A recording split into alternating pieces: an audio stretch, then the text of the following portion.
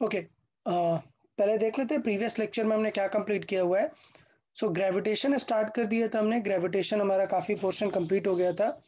So previous lecture में हम discuss कर रहे थे इफेक्ट, डिफरेंट जो पैरामीटर्स हैं वो जी को कैसे इफेक्ट करते हैं। तो ऑलरेडी सेकेंड लेक्चर में हमने काफ़ी सारे डिस्कस कर लिए थे।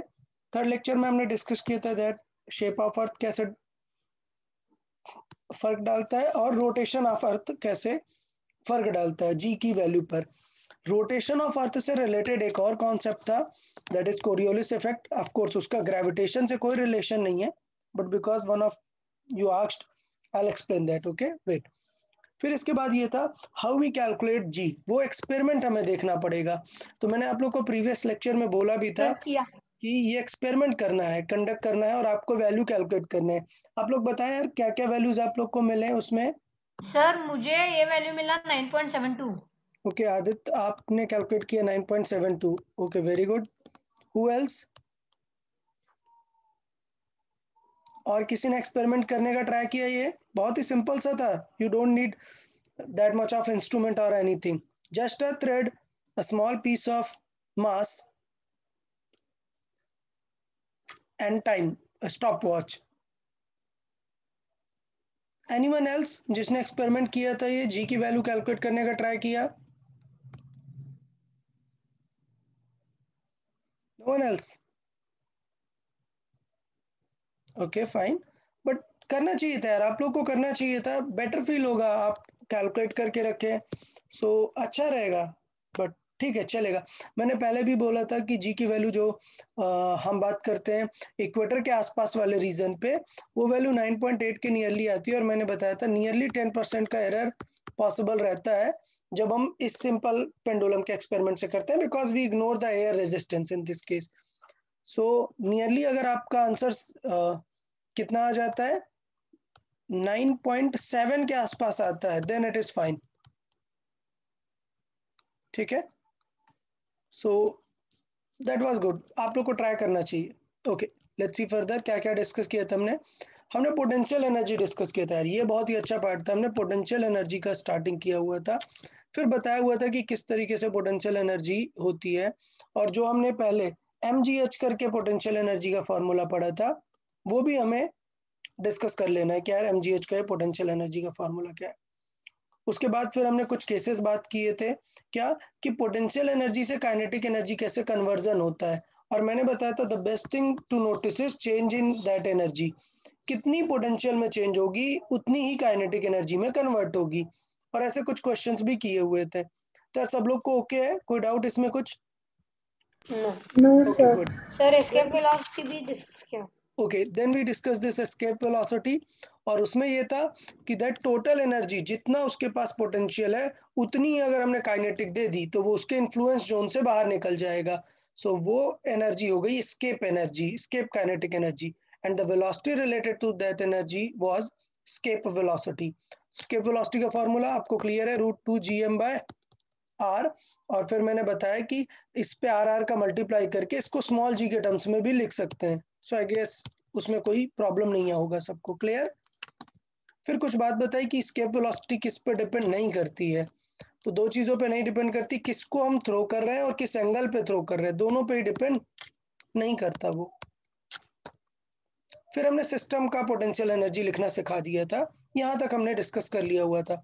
तो बेसिकली आज हमें स्टार्ट करना था सैटेलाइट्स के बारे में।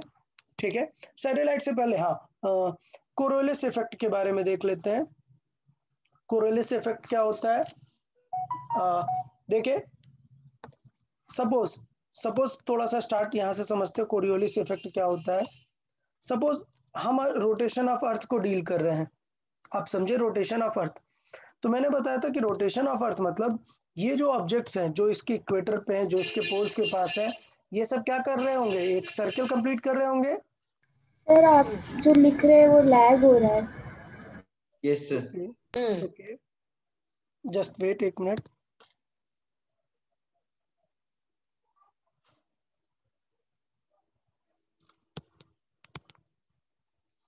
ओके अभी ओके है? Yes sir. Okay let's see. So suppose एक जो ऑब्जेक्ट है वो पोल्स के पास है और एक ऑब्जेक्ट कहाँ पर है, इक्वेटर के पास है। दोनों लोग सर्कल कंप्लीट करेंगे कितने टाइम पे, अर्थ का रोटेशन कितने टाइम पे होता है, 24 आवर्स। 24 आवर। तो मतलब 24 आवर में कंप्लीट करेंगे। बट यार जरा फील करो कि यार इस वाले ऑब्जेक्ट को तो बहुत कम ट्रेवल करना पड़ेगा ना, जबकि इधर वाले को ज्यादा करना पड़ेगा। लेकिन एक चीज फिक्स है, सेम टाइम पे कंप्लीट करना पड़ेगा। तो बताओ फास्ट कौन मूव हो रहा होगा, इक्वेटर वाला। इक्वेटर वाला। ये बिल्कुल फास्ट होगा यार, क्योंकि इसे बहुत बड़ा सर्कल कंप्लीट करना है, और ये स्लो होगा। डन। अब इसको हम बना लेते हैं 2D में। लेट्स से अर्थ को मैं ऐसा फ्लैट 2D में बना दूं अगर, और लेट्स से ये इक्वेटर वाले लोग हैं, सॉरी ये इक्वेटर वाला है, ये पोल्स वाले हैं। तो इसका मतलब क्या है कि ये पोल्स वाले को भी कंप्लीट करना है पूरा ये सर्कल। मैंने सर्कल को एक फ्लैट बना दिया है, और यहाँ पर इक्वेटर को भी कंप्लीट करना है, ये भी लेट्स से पोल्स वाला है। तो प्रॉब्लम देखना यार, ये स्लो चल रहा है, क्यों? क्योंकि रियल में ये डिस्टेंस कम, इसको डिस्टेंस बहुत कम ट्रैवल करना है। हाँ, ये बहुत फास्ट चल रहा होगा। अब देखना ये स्लो है, फील करिए। मैं स्पीड वाइज दे देता हूँ। लेट्स से ये 30 की स्पीड से जा रहा है, और ये फास्ट है, ये लेट्स से जा रहा है 80 की स्पीड से। ठीक है। अब समझो आपने अर्थ पे एग्जैक्ट, लेट्स से मैं अर्थ पे बात कर रहा हूँ, यहाँ पर एक पॉइंट है, इसके जस्ट ऊपर एक पॉइंट है। तो मैं यहाँ पे लोकेट करता हूँ, लेट्स से ये एक पॉइंट है और ये एक पॉइंट है। ठीक। आपने कोई ऑब्जेक्ट यहाँ पर थ्रो किया, आपने कोई ऑब्जेक्ट को इसके पास थ्रो किया। ठीक। अच्छा, लॉजिकली आपको लग रहा है कि ये ऑब्जेक्ट इसके पास आना चाहिए, बिल्कुल आना चाहिए। ठीक। बट फील करिए, जब आपने इस ऑब्जेक्ट को थ्रो किया होगा तो इस ऑब्जेक्ट के पास भी आगे की तरफ एक स्पीड थी। कितनी स्पीड थी? 30, 30। लेकिन इधर वाले पॉइंट के पास आगे की तरफ कितनी स्पीड है? 80। 80। थोड़ी देर बाद अगर मैं देखूंगा तो क्या होगा, 80 वाला यहाँ पहुंच जाएगा। क्या ये 30 वाला यहाँ पहुंच पाएगा क्या? नहीं, थोड़ा ही आगे तो यहाँ पे गिर जाएगा। इसका मतलब इस ऑब्जेक्ट को क्या लगेगा कि जिस ये पॉइंट से आपने थ्रो किया, वो पॉइंट कहाँ चला गया, पीछे की तरफ चला गया।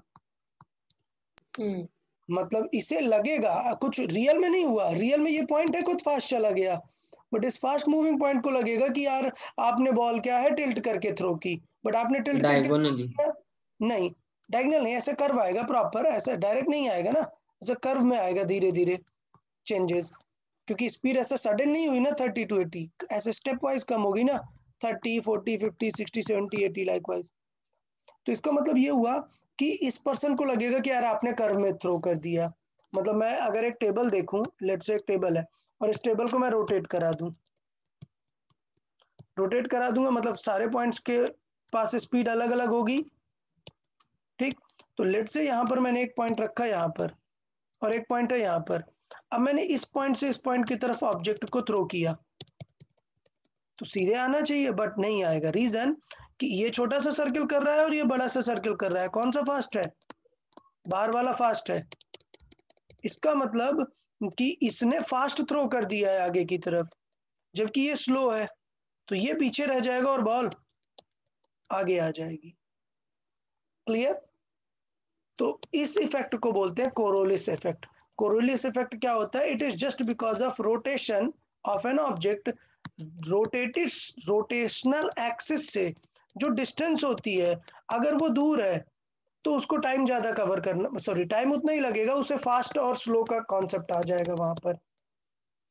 मतलब अगर रोटेशनल एक्सिस से डिस्टेंस अलग अलग है किसी ऑब्जेक्ट का, यहाँ पर है और एक ऑब्जेक्ट यहाँ पर है, तो उन दोनों को फास्ट और स्लो का कॉन्सेप्ट आ जाएगा, जिसके वजह से अगर इवन आप थ्रो करेंगे स्ट्रेट, बट उसे फील होगा कि वो टर्न हो चुका है। और यही होता है अर्थ पे। अर्थ में क्या होता है कि जो एयर होती है, जो एयर इधर से इधर की तरफ मूव होती है, उस पे तो कोरोलिस इफेक्ट लगेगा ना।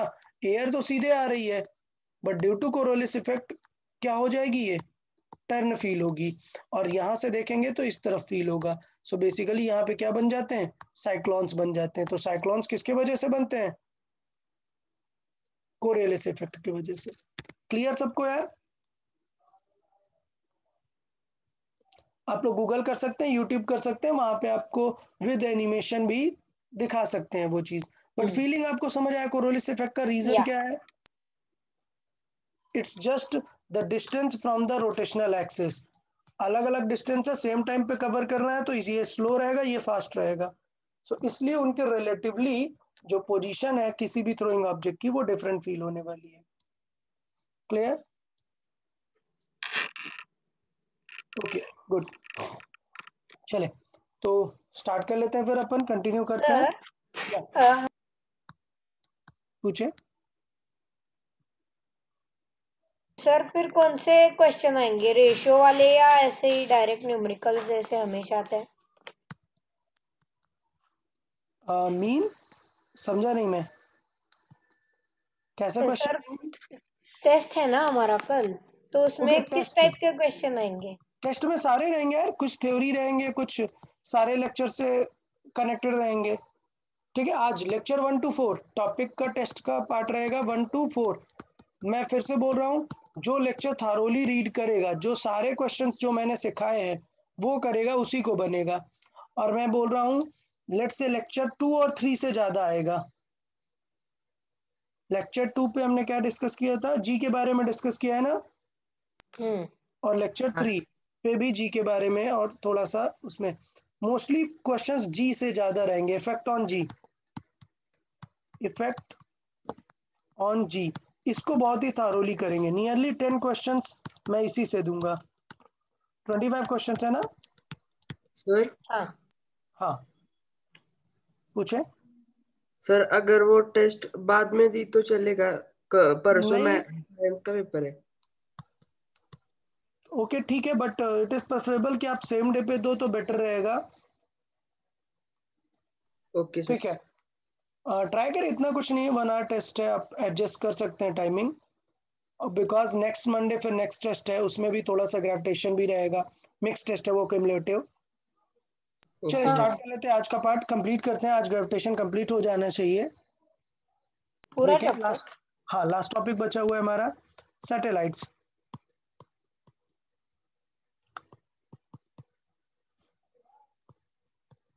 ओके, सैटेलाइट्स के बारे में देखें, हमें क्या क्या डिस्कस करना है। तो हमें बहुत ही सिंपल वे पे ऐसा कुछ सैटेलाइट का जो इंटरनल स्ट्रक्चर है वो नहीं डिस्कस करना है, हमें बस उसका वर्किंग डिस्कस करना है कि यार वर्किंग कैसे होती है सैटेलाइट की। तो वर्किंग में सबसे ज़्यादा इंपॉर्टेंट है यार उसका ऑर्बिटल स्पीड। वर्किंग में सबसे ज़्यादा इंपॉर्टेंट क्या है, उसका ऑर्बिटल स्पीड। कि यार हम जो है उसको फ्यूल नहीं देते हैं, सैटेलाइट को हम फ्यूल नहीं देते, फिर भी वो सैटेलाइट घूमता रहता है। क्या रीज़न है वो हमें देखना है। तो सपोज ये अर्थ है और हमने एक बार सैटेलाइट को छोड़ दिया, ठीक, तो हम ये कंसिडर कर रहे हैं कि यार एक बार इसे हमने एक वेलोसिटी दे दी, तो बस ये उसी वेलोसिटी से एक ऑर्बिट पे घूमता रहेगा। क्लियर? सो लेट्स से इसे हमने एच हाइट पर छोड़ दिया है कुछ वी ओ स्पीड देकर। वी ओ का मतलब क्या है, ऑर्बिटल स्पीड दे दी हमने, ओके। ये इस ऑर्बिट पे घूमता रहेगा। तो हमें पता है यार कि हम जो डिस्टेंस लेते हैं वो स्मॉल आर लिख देते हैं। स्मॉल आर का मतलब क्या होता है, full radius R plus H। R plus H. अच्छा चले, अभी हमें ऑर्बिटल स्पीड चाहिए कि यार अगर मुझे लेट से लॉन्च करना है एक सैटेलाइट, मैं अर्थ पे हूँ और मुझे लॉन्च करना है, बट मुझे चाहिए कि यार ये मैं 200 किलोमीटर पे ड्रॉप करूंगा। तो 200 किलोमीटर पर ड्रॉप करूंगा तो मुझे किस स्पीड से इसे ड्रॉप करना चाहिए कि ये घूमने लगे वहां पर। अगर मैंने कुछ अलग स्पीड से ड्रॉप किया तो ये इधर आगे चला जाएगा या फिर अर्थ में गिर जाएगा। ठीक है, so there must be a specific speed with which it can revolve in that circle। उससे ज्यादा में बाहर जाएगा, कम में नीचे आ जाएगा। ठीक है, अच्छा एक चीज, क्या अगर उससे कम होगी तो गिर जाएगा क्या अर्थ में? नहीं, चेक करेगा। सपोज मैंने इतनी दूर जाके छोड़ा और मैंने जो स्पीड होनी चाहिए थी यहाँ पर एच हाइट पर वो नहीं है, लेट से मैंने कम दी, तो ये क्या होगा, अर्थ इसे अट्रैक्ट करने लगेगी और ये ऐसे अर्थ में गिर जाएगा। हाँ लेकिन गिर जाएगा। लेकिन अगर इसका अट्रैक्शन वीक है, मतलब मैंने थोड़ा सा स्पीड ऐसी दी है कि ये अर्थ तक गिर नहीं पाया और एक बार क्रॉस कर गया, तो अब ये ऐसे ही घूमता रहेगा। क्लियर? अब सर्कुलर नहीं, ऐसे अर्थ के अराउंड घूमता रहेगा। Elliptical elliptical elliptical। पाथ में। तो जितनी नेचुरल फिनोमिनाज हैं, जितने नेचुरल सैटेलाइट्स और नेचुरली हैं, वो ऐसे इलिप्टिकल शेप ही करते हैं। तो सारे प्लैनेट्स अराउंड द सन कैसे शेप में रहते हैं? Elliptical elliptical shape. में। ठीक है, तो वो सारे हम डिस्कस करेंगे अभी, बट अभी के लिए पहले हम देख लेते हैं व्हाट इज दैट वेलोसिटी जो हमें चाहिए। अगर उससे कम है तो ये होगा, अगर ज्यादा है तो क्या हुआ? अगर उससे ज्यादा है तो वो इधर नहीं, बाहर की तरफ चला जाएगा। तो बाहर की तरफ जाएगा तो ऐसे चला नहीं जाएगा, बाहर की तरफ जाएगा और फिर एक नए ऑर्बिट पे सेट हो जाएगा। हाँ हाँ। ठीक है, और अगर बहुत ज्यादा दे दी तो क्या कर सकता है? स्केप भी कर सकता है, अगर आपने स्केप जितनी दे दी।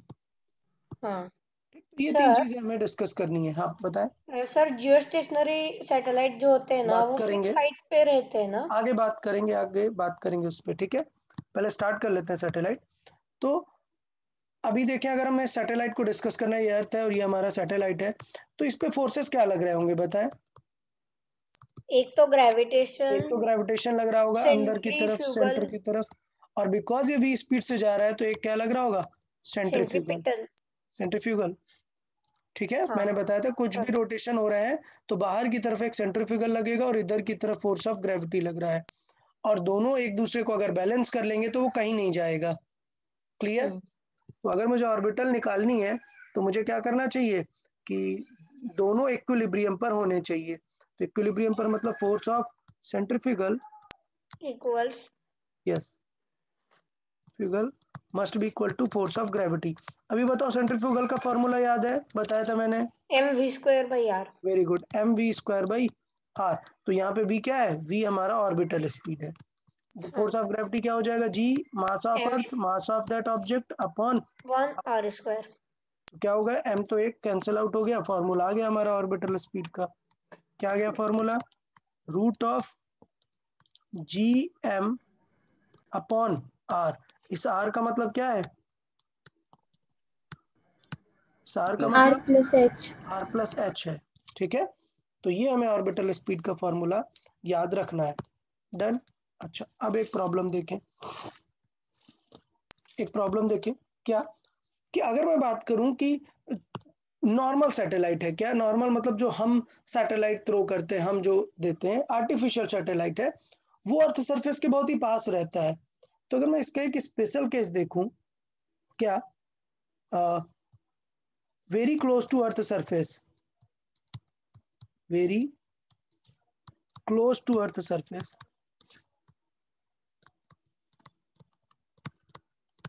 अगर बहुत क्लोज है मतलब एच क्या है? बहुत ही कम है, किससे? आर से। r। याद रखें, एच अगर बहुत ही कम है आर से तो हमें ज्यादा टेंशन लेने की जरूरत नहीं है। क्लियर? मतलब वी नॉट के फॉर्मूले में हम सिंपल बोल सकते हैं ना, G M upon R plus H. ये इतना छोटा है कि इसे क्या कर सकते हैं? इग्नोर कर सकते एलिमिनेट। हैं, हाँ एलिमिनेट कर सकते हैं। तो इसका मतलब ये है कि वी एग्जैक्टली तो ये रहेगा, root G M by R plus H, but we can just say that v naught will be approximately equal to root gm by m/r। r। अच्छा, कुछ याद है? इसे थोड़ा सा और सॉल्व कर दें तो ये वैल्यू कितनी आ जाएगी?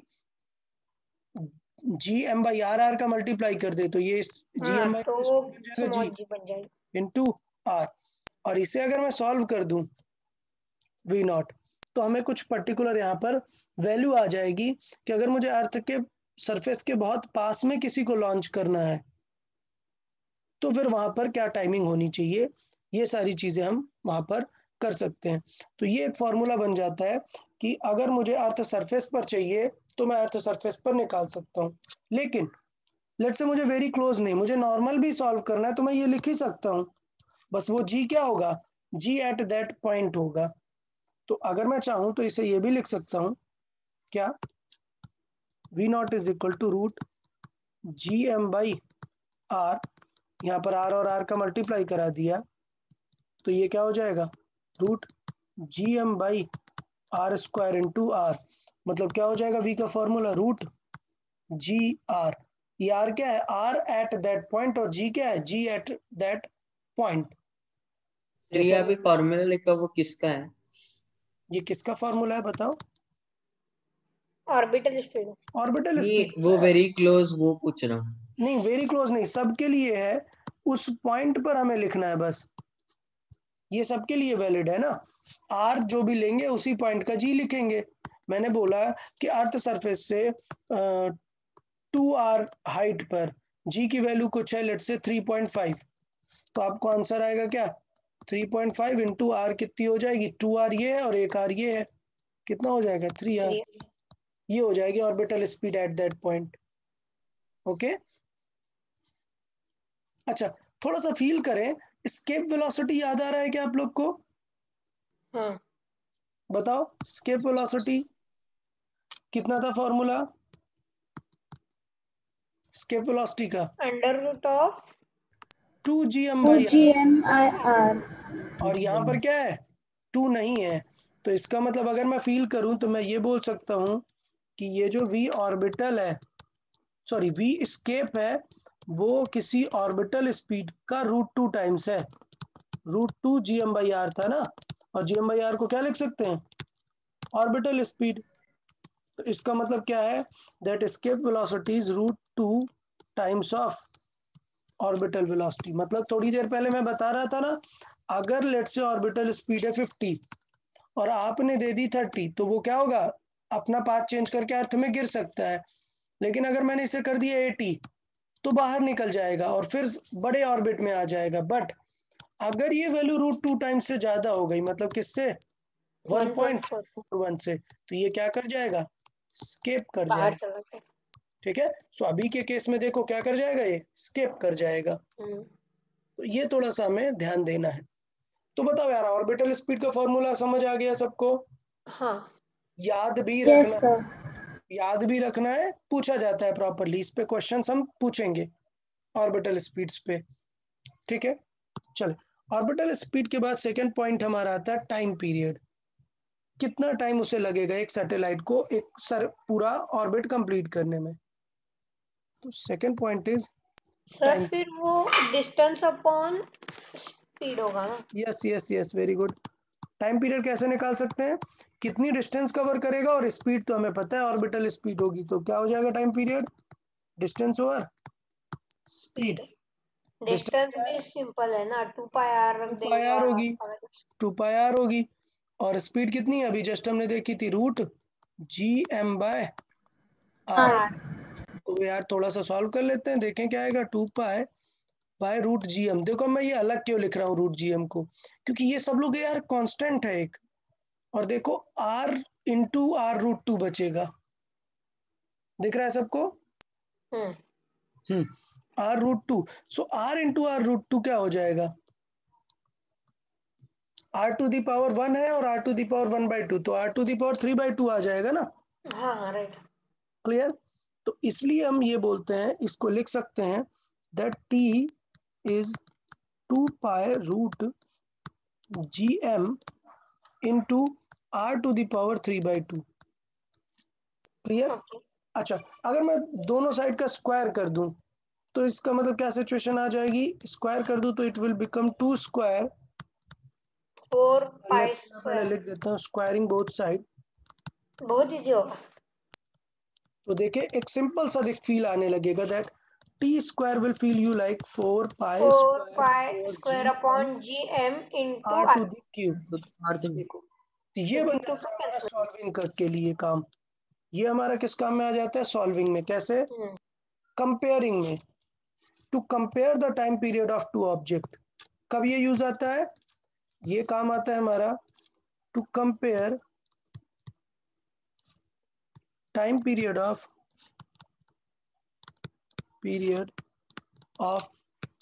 To satellites, clear. दो सैटेलाइट्स या प्लैनेट या कुछ भी है, उनका अगर आपको टाइम पीरियड कंपेयर करना है, तो देखो किसी भी प्लैनेट के लिए ये तो कांस्टेंट रहेगा ना, हाँ मतलब टाइम पीरियड सिर्फ किस पे डिपेंड करता है, टाइम पीरियड के आर। r स्क्वायर क्यूब पे। डिपेंड करता है, r आर के क्यूब पे। क्यूब पे।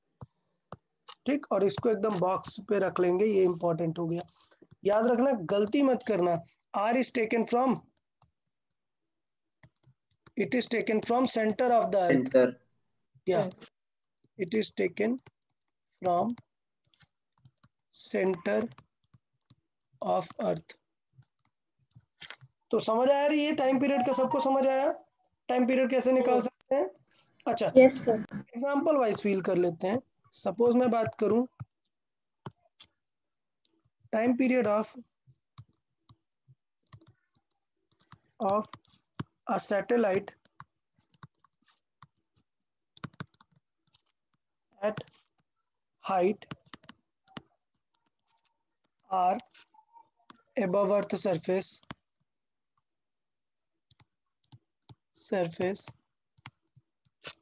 is 8 hours, then find the time period of a satellite at 3 hour height। समझ आया सबको? अच्छा, तो इसमें सबसे बड़ी गलती क्या हो जाती है? सबसे बड़ी गलती कि हम आर सही से नहीं लेते हैं। क्लियर? अगर मैं बात करूं what is the relation that T square is proportional to R cube, इसका मतलब हाँ। अगर क्लियर करना चाहता हूं, I can say that T1 by T2 का square will be what R1 by R2 R2 का क्यूब। क्यूब। क्यूब। बट इसमें गलती क्या होती है? मोस्ट ऑफ द स्टूडेंट वो जल्दी से रख देते हैं वैल्यू। क्या वैल्यू रख देंगे? R और 3R। सही है क्या? नहीं सर।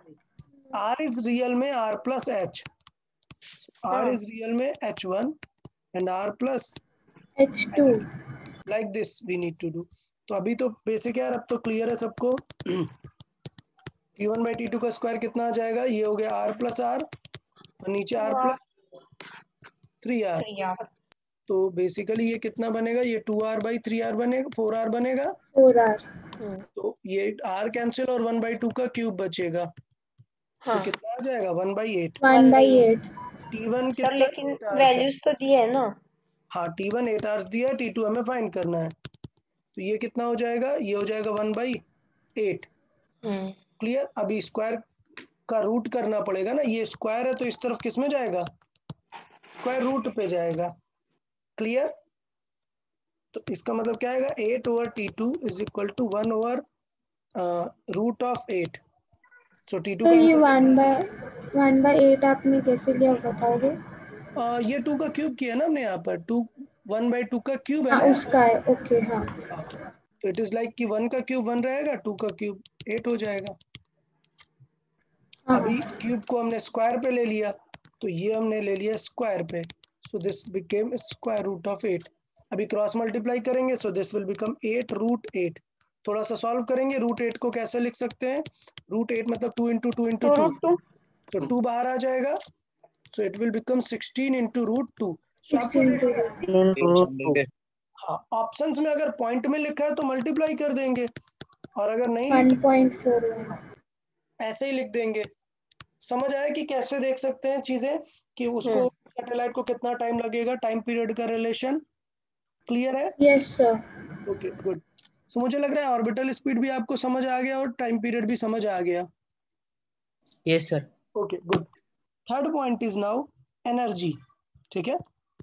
अच्छा चलो, किसे याद है पोटेंशियल एनर्जी का फॉर्मूला? बताएं। -GMM/R।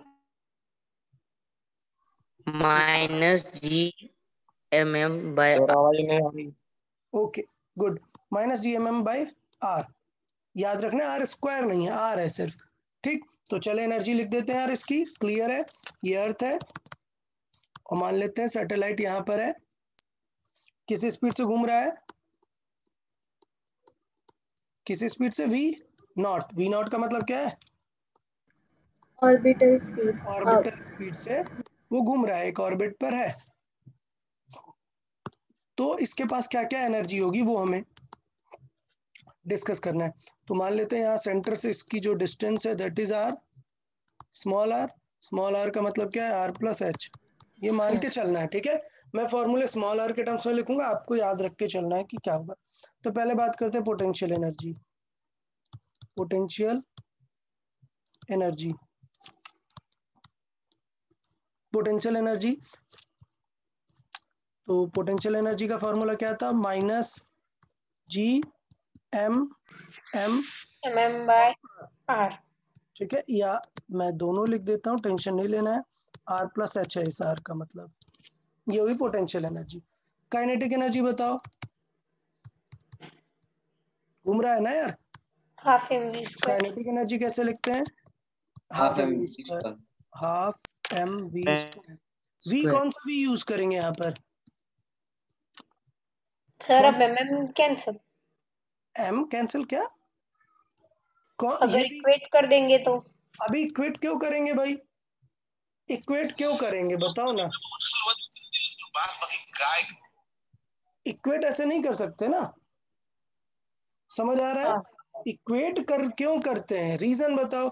जब हम चेक करते हैं कि इसके पास पोटेंशियल एनर्जी और हमने अलग से काइनेटिक दे दी, जो हमने इसे ड्रॉप कर दिया। राज, या राज अपना माइक ऑफ रखे, बहुत ज्यादा इंटरफेरेंस हो हेलो, रहा है। या हाँ, आपने अनम्यूट किया मुझे। नहीं नहीं,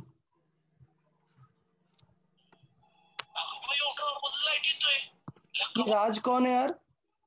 बार बार अनम्यूट कर रहे हैं खुद को, बहुत ज्यादा इंटरफेरेंस आ रहा है। तेरा राज, चले कोई बात नहीं। तो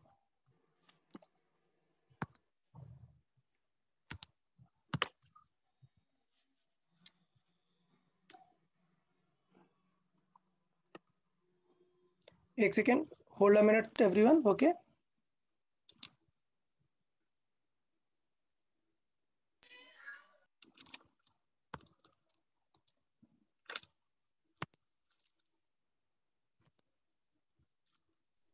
ये बंद कर ले। ओके, चलिए स्टार्ट कर लेते हैं। तो सिचुएशन क्या है, जैसे हमने बात की कि कोई एक ऑब्जेक्ट है और सपोज अर्थ के पास है, हमने इसे ड्रॉप कर दिया, छोड़ दिया है। तो मुझे पता है कि इसके पास पोटेंशियल एनर्जी है, ठीक है। और वो पोटेंशियल एनर्जी क्या हो रही है, अर्थ के पास आ रहा है, क्लियर। तो मतलब वो पोटेंशियल एनर्जी किस में कन्वर्ट हो गया? काइनेटिक एनर्जी में। वहां पर हम इक्वेट करते हैं कि इतनी पोटेंशियल एनर्जी कन्वर्ट हो गई काइनेटिक में। यहाँ पे तो हम बस लिख रहे हैं ना कि इसके पास कितनी पोटेंशियल एनर्जी और कितनी काइनेटिक एनर्जी है, समझ आया? Yes sir. हाँ, तो इसका मतलब ये हुआ कि हमें यहाँ पे देखना है कि इसके पास कितनी एनर्जी है। तो ये कौन सी स्पीड यूज करेंगे यहाँ पर? सैटेलाइट का चेक कर रहे हैं ना हम एनर्जी, तो कौन सी स्पीड यूज करेंगे? Orbital. Orbital speed. V orbit. चले, ऑर्बिटल का फॉर्मूला बताएं, याद है? Root G under root G M by R. Square कर देंगे तो सब कुछ कैंसिल आउट हो जाएगा, क्या बचेगा? हाफ जी तेरे पाप इज इक्वल टू तेरी माँ इज ऑर्बिटल। यस, ठीक है। तो ये सिचुएशन हमारी रहेगी, half G M by R, clear. R मतलब क्या है? आर प्लस एच है यहाँ पर। तो कुछ रिलेशन दिख रहा है क्या? पोटेंशियल एनर्जी और काइनेटिक एनर्जी की वैल्यूज में कुछ फर्क दिख रहा है आपको? देख के बताएं क्या दिख रहा है स्पेशल। हाँ सर, सिर्फ पोटेंशियल एनर्जी है वो काइनेटिक एनर्जी से डबल है। डबल है, वेरी गुड वेरी गुड। तो हमें यहाँ पर ये चीज देखने को मिल जा रहा है। बट उससे पहले हम लिख लेते हैं इसकी टोटल एनर्जी। क्या लिख हाँ लेते हैं? सर, के total energy. Equals minus T ऐसा कुछ है ना। हाँ, टोटल एनर्जी पहले लिखते हैं। टोटल एनर्जी मतलब होता है सारे टाइप की एनर्जी ऐड करना, मतलब potential energy plus kinetic energy. यार पोटेंशियल का फॉर्मूला था G M M by R, जबकि काइनेटिक का है half G M M by R. तो देखो यार, ये फुल है और ये हाफ है, तो मतलब अभी हाफ बच जाएगा ना नेगेटिव वाला। सो टोटल एनर्जी कैसी होती है सैटेलाइट की? ये होती है minus half G M M by R. मतलब अगर एच प्लस एच में लिखूं तो ऐसे भी लिख सकता हूँ, कोई टेंशन वाली बात नहीं है इसमें, आर प्लस एच। अब चलो तीनों को देखो, अच्छे से देखो, ये डबल है किसका? इसका, बट सिर्फ साइन में बदला हुआ है। और इसका भी डबल है टोटल एनर्जी का, सिर्फ साइन उसका सिमिलर है। तो मैं अगर एक रिलेशन बताऊं आपको समझने में इजी होगा कि जो टोटल एनर्जी है, टोटल एनर्जी है वो किसके बराबर है? काइनेटिक एनर्जी है, बस एक नेगेटिव एक्स्ट्रा आ गया है। हाँ। ये क्लियर है सबको? Yes sir. ओके, पहली बात तो ये एकदम हमें ओके होना चाहिए कि टोटल एनर्जी जो है बिल्कुल काइनेटिक एनर्जी जितनी ही है, सिर्फ उसमें क्या आ गया है, नेगेटिव आ गया है। अच्छा, एक और रिलेशन देखें कि ये जो काइनेटिक एनर्जी है वो पोटेंशियल एनर्जी की क्या है? Half double. है। हाफ हाफ, काइनेटिक हाफ है ना? पोटेंशियल डबल है ना हाँ, काइनेटिक का। तो काइनेटिक एनर्जी जो है अगर कभी पूछें तो आप समझ सकते हैं इट इज नेगेटिव में है, half of the potential energy, क्योंकि पोटेंशियल खुद नेगेटिव होता है तो एक और नेगेटिव लगा के प्लस कर देंगे, क्योंकि काइनेटिक हमेशा कैसी रहेगी? प्लस।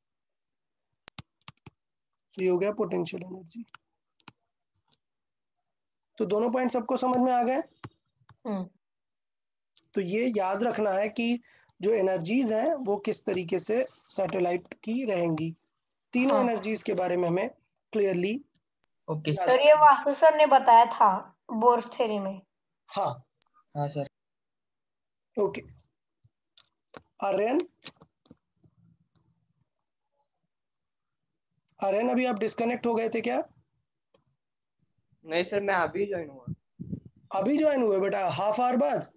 सर। एग्जाम से स्टडी कर एग्जाम रहा से? था, एसएसटी। अच्छा अच्छा, एसएसटी का एग्जाम देना है तुमको, चलो सही है, कोई बात नहीं। चले थोड़ा सा फिजिक्स देख लेते हैं फिर आगे, एसएसटी तो कवर हो ही जाएगा, नो प्रॉब्लम। देखें, तो हमने अभी यहाँ पर बात की एनर्जीज डिफरेंट डिफरेंट किस फॉर्मेट में लिख सकते हैं। फिर एक टर्म यूज होता है, that term is binding energy. Binding energy क्या होता है? देखें, हो सकता है आपने केमिस्ट्री में सुना होगा। बाइंडिंग एनर्जी होता है, सपोज कोई एक एटम है और आपको पता है कि लेट्स से न्यूक्लियस की बात करते हैं, न्यूक्लियस में बहुत सारे प्रोटॉन्स हैं, न्यूट्रॉन्स हैं। तो न्यूक्लियस पे प्रोटॉन्स और न्यूट्रॉन ये सब बाइंड होके रखे हुए हैं ना। अगर मुझे इन्हें ब्रेक करना है तो बहुत सारी एनर्जी लगानी पड़ेगी। लेट्स से इन्हें ब्रेक करने के लिए मुझे एनर्जी लगानी पड़ी 100। तो इसका मतलब ये किस एनर्जी से बाइंडेड है? 100 से। 100 से। तो इसका मतलब ये कि इसकी एनर्जी को लेट्स से बाइंडेड है, इनकी एनर्जी -100 है। अभी कोई भी स्टेबल सिस्टम होता है तो उसकी एनर्जी क्या होती है? नेगेटिव। नेगेटिव में। -100 है, तो मुझे +100 देनी पड़ेगी और ये ब्रेक हो जाएगा। एनर्जी क्या हो जाएगी इसकी? 0। 0। बेसिकली सैटेलाइट की भी तो टोटल एनर्जी देखो कैसी है, टोटल एनर्जी नेगेटिव है। और आपको पता होना चाहिए कि टोटल एनर्जी अगर नेगेटिव है मतलब वो सिस्टम कैसा है? स्टेबल एकदम।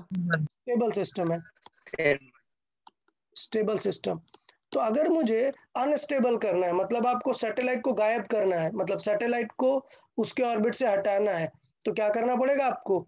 इतनी ही पॉजिटिव एनर्जी दे देंगे तो सैटेलाइट क्या हो जाएगा? बाहर निकल जाएगा। क्लियर? Lost in space. हाँ, लॉस्ट इन स्पेस। ठीक है, तो इसका मतलब ये है कि बाइंडिंग एनर्जी ये है कि वो एनर्जी जो उसको बाइंड करके रखती है, बट हम कैलकुलेट कैसे करेंगे? हमें उतनी एनर्जी पॉजिटिव में देनी पड़ेगी कि वो फाइनली क्या कर जाए? स्केप कर जाए। तो उस एनर्जी को हम बोलेंगे क्या? Binding energy.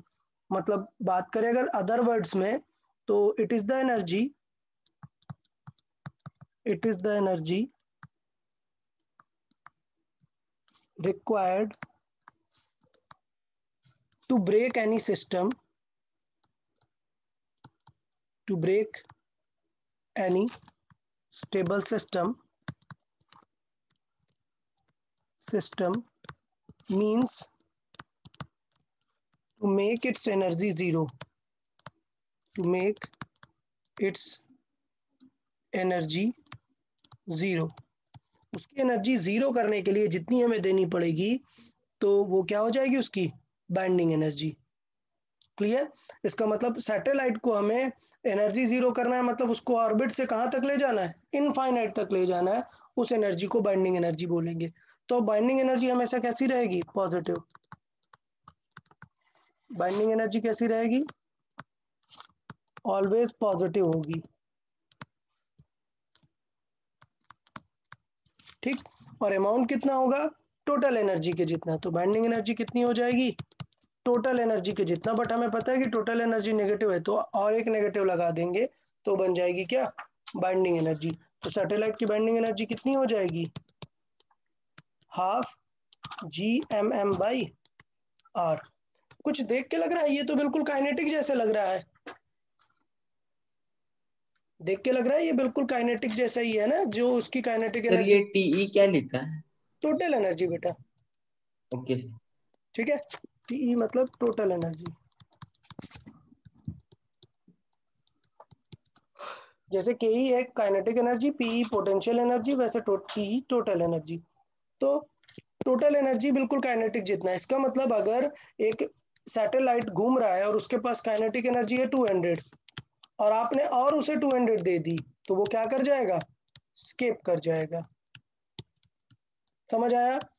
तो पहले मैंने स्पीड के टर्म्स में बताया, स्पीड कितनी दे दे, सपोज इसके पास अभी 50 मीटर पर सेकंड स्पीड है, अगर √2 टाइम्स ऑफ 50 इससे ज्यादा दे दिया तो वो क्या कर जाएगा, स्केप कर जाएगा।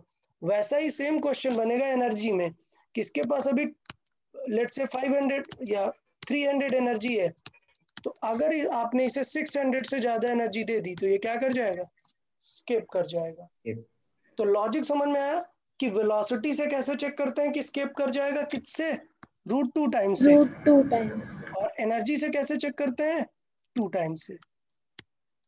फीलिंग है यार, क्योंकि एनर्जी में mv² होता है ना, v का स्क्वायर, तो √2 का स्क्वायर 2 टाइम्स बचेगा ना। समझ आया लॉजिक? Yes sir. ओके, सो ये लॉजिक माइंड में रखना है, क्वेश्चंस ऐसे रहेंगे, इसमें इस टाइप से क्वेश्चंस पूछे जाएंगे आपसे। तो मुझे लग रहा है बाइंडिंग एनर्जी सबको क्लियर है। तो सैटेलाइट पे 3 चीजें इंपॉर्टेंट देखी, क्या, ऑर्बिटल स्पीड, टाइम पीरियड और और एनर्जी। एनर्जी। ठीक, ये था हमारे सैटेलाइट का discussion.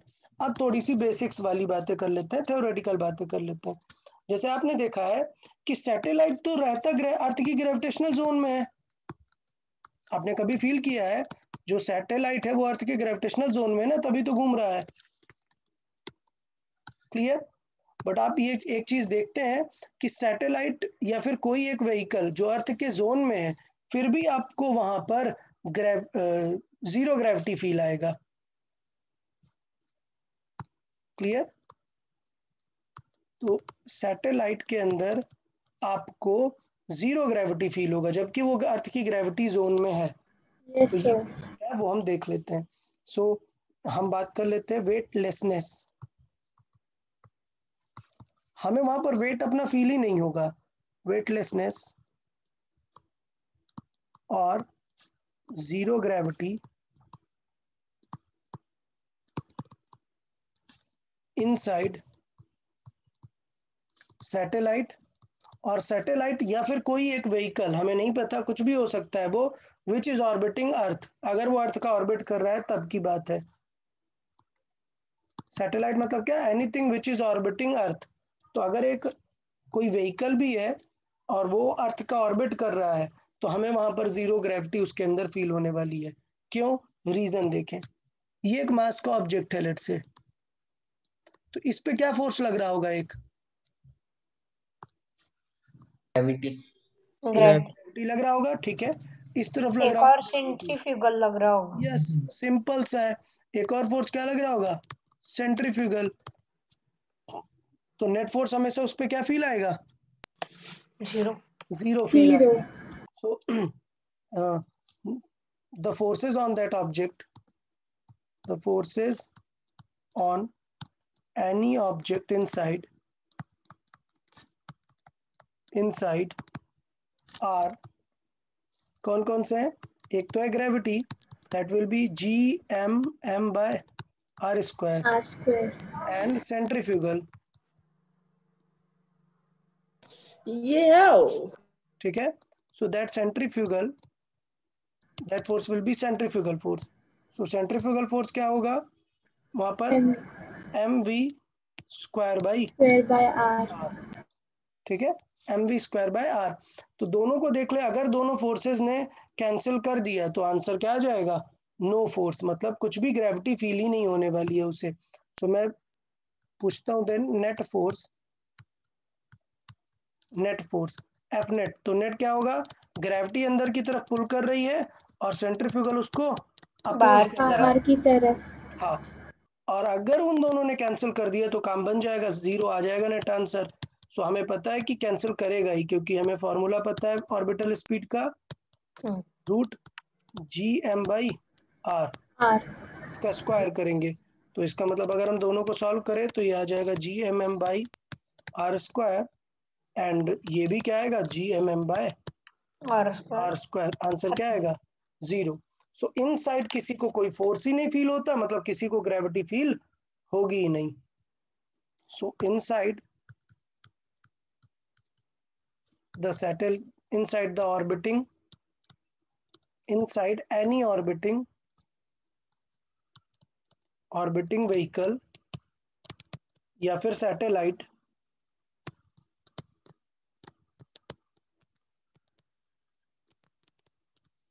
the net force is 0. Clear? is 0. So that's why वहां पर ग्रेविटी फ्री या वेटलेसनेस फील होगा। क्लियर? पॉइंट समझ में आ गया ये वाला सबको? Yes yes sir. Sir. Sir ये सिर्फ सेंटर में होगा या उसके अंदर कहीं पे भी? कहीं पे भी, कहीं पे भी होगा, कहीं पे भी होगा। लेट से सेंटर पे नहीं, कहीं पे भी होगा। मतलब सोचो ये एक पार्ट है और लेट से ये इस सर्कल की रेडियस पे घूम रहा है, तो अगर मैं इस ऑब्जेक्ट की बात करूंगा तो इसके लिए रेडियस ये वाली बन जाएगी ना, तो इसके लिए सेंट्रीफ्यूगल इतना ही होगा, मतलब कभी भी आर बदलने ही नहीं वाला है, तो दोनों कैंसिल होंगे ही। ठीक है, क्योंकि आर तो आप उस ऑब्जेक्ट के लिए चेक करेंगे ना, किस ऑब्जेक्ट पे ग्रेविटी कितनी लग रही है। तो इसलिए वहां पर सैटेलाइट के अंदर या कोई भी व्हीकल जो रोट ऑर्बिटिंग कर रहा है उसमें हमेशा फ्री ग्रेविटी फील होगी, although it is in sir the वो सिर्फ फोर्स हो गया। हाँ, ठीक है। सो ये समझना है कि inside any vehicle which is orbiting an other planet it will be gravity free even it is in the gravitational zone. मेरा पॉइंट जो था वो ये समझाने का मतलब था। अच्छा, तो एक पॉइंट ये हमें समझ आया। नेक्स्ट है सैटेलाइट। एक सैटेलाइट बहुत फेमस होता है जिसे बोलते हैं पोलर सैटेलाइट। देखिए what it is, polar satellite.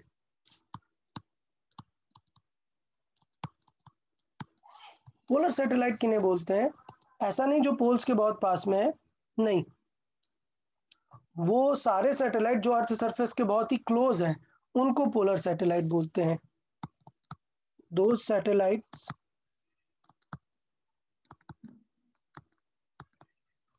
which are very close to earth surface। इसका मतलब क्या होगा, इनका जो h है वो बहुत ही क्या होगा, कम होगा कम होगा r आर से। से। ठीक सर है, बहुत इजी हो जाएगा ना फिर। तो फिर इनका आंसर क्या होगा, इजी हम कैलकुलेट करके रख सकते हैं। अच्छा, सर हमने किया था ना पहले। ऐसे सारे, हाँ, फिर अभी पूरी वैल्यू कैलकुलेट करके रख लेते हैं। ऐसे सारे सैटेलाइट जो हैं उनका जो रिवोल्यूशन होता है वो किस डायरेक्शन में रहेगा, अपोजिट टू अर्थ रहेगा। So they revolve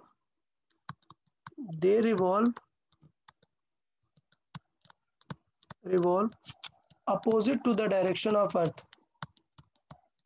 opposite to the direction of rotation of earth। अच्छा, अर्थ किस तरफ रोटेट होती है? अगर हम बात करें ईस्ट वेस्ट के फॉर्मेट में बात करें, तो अर्थ की बात करें तो west to east.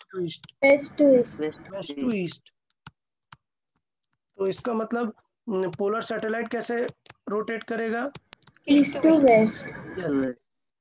So polar satellite will rotate east to west. एक अच्छी बात ये पता चली।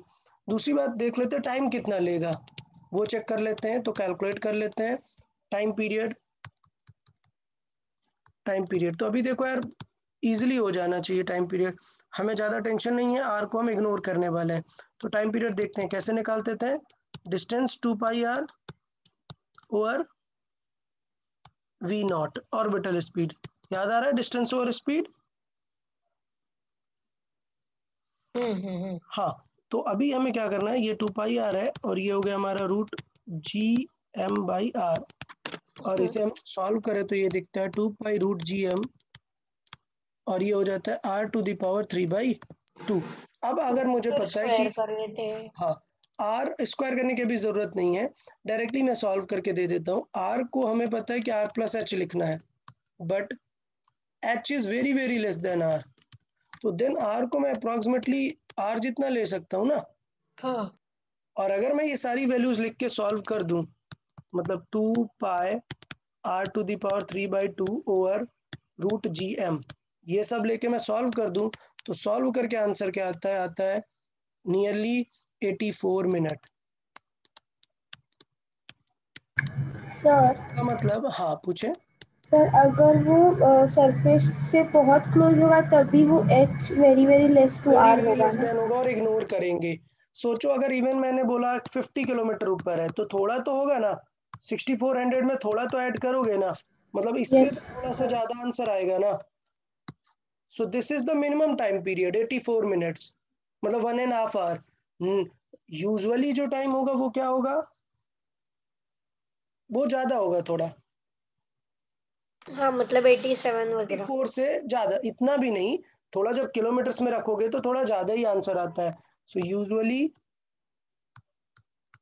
अच्छा सबको एक ही हाइट पे तो रख नहीं देंगे, सारे नहीं तो अलग कोलाइड हो जाएंगे ना।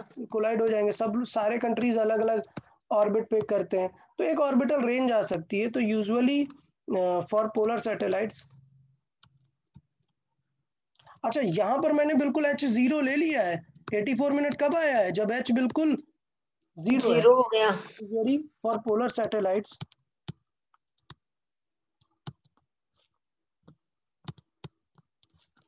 t is 100 to 120 minutes. ये अच्छा देखो, इसका मतलब यार मैं अगर लेट से बहुत ज्यादा भी ले लूँ, 120 मिनट ले लूँ, मतलब 2 आवर में कंप्लीट कर देगा, तो ये 2 एक दिन आवर में पूरा अर्थ का पूरा सर्कल। अर्थ का घूम जाएगा एक बार। तो इसका मतलब ये एक दिन में बहुत सारे राउंड कंप्लीट कर लेगा ना। हाँ तो बहुत। क्या लगता है किस टाइप के सैटेलाइट्स को हमें चाहिए कि ये बहुत राउंड कंप्लीट करे डेली, किस टाइप का यूज होगा इसका, जब हमें बहुत सारा डेटा चाहिए दिन में, हमें बहुत सारा हाँ डेटा चाहिए मतलब वेदर फोरकास्टिंग। वेदर फोरकास्टिंग के लिए। Very good. So they are used for weather reporting.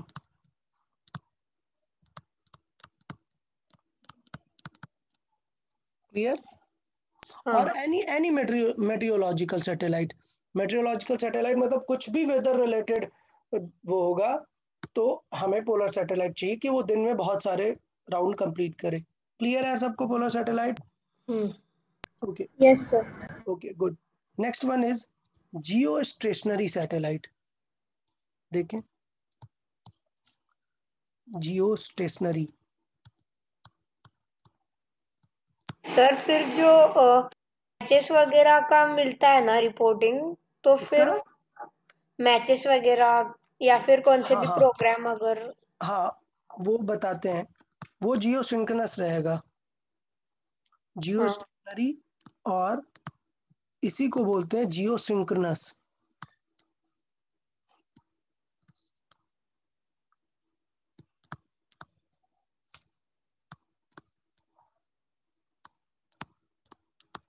Okay देखिए, जियो स्टेशनरी या जियो सिंक्रोनस दोनों का मीनिंग सेम है। क्या कि जियो स्टेशनरी मतलब, जियो मतलब यहाँ पर अर्थ के लिए है, तो अर्थ के रेस्पेक्ट में वो सिंक्रोनाइज्ड है या फिर स्टेशनरी है, उस सैटेलाइट को बोलते हैं हम जियो स्टेशनरी। इसका मतलब ये हुआ कि यार अगर अर्थ अर्थ है ये, और अर्थ अगर रोटेट हो रही है किसी स्पीड से या टाइम पीरियड से, तो ये सैटेलाइट बिल्कुल अर्थ के ऊपर ही रहेगा।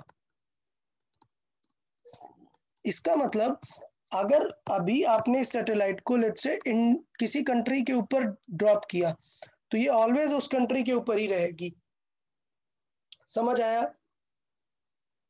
जियो सिंक्रोनस का मतलब हुआ, जियो स्टेशनरी मतलब इट विल बी, एट वो रेस्ट। आर्मी के इसलिए यूज होता है ना, आर्मी हाँ, में। It will B at rest with respect to earth, means height नहीं बदलेगा। yes, it revolves with it revolves with same speed as Earth.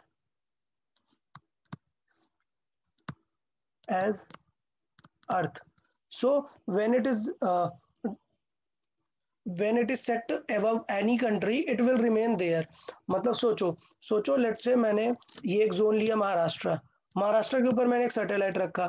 अब सोचो ये सैटेलाइट है किसी बैंक का है, SBI का है लेट्स से, या कोई कम्युनिकेशन सैटेलाइट है, ठीक है। सो अब आप सोचो कि हमने यहाँ से सिग्नल भेजा और यहाँ पे रिटर्न आया किसी प्लेस पे।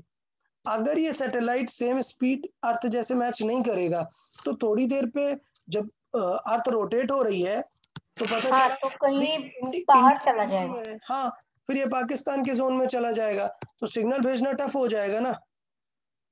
चलो फिर भी चला गया, but what will happen at the night? फिर तो प्रॉब्लम में आ जाएंगे ना, ये सैटेलाइट कहीं और होगा, हमारा सरफेस कहीं और होगा। तो इसका मतलब ये कि हमारे सारे कम्युनिकेशन के लिए, हर टाइप के कम्युनिकेशन के लिए एक प्लेस के लिए सैटेलाइट फिक्स होता है कि यार हमें इसके ऊपर ही चाहिए। तो जितने ज़्यादा नंबर ऑफ सैटेलाइट आप जितने डिफरेंट प्लेसेस पर रख पाओगे उतना बेटर आप अपना कम्युनिकेशन मेंटेन कर सकते हैं। तो इसका मतलब ये होगा कि जियो स्टेशनरी सैटेलाइट ही सबसे ज़्यादा इंपॉर्टेंट सैटेलाइट है। और ये किस लिए यूज होते हैं? They are used for all communication purpose. Okay, so used for all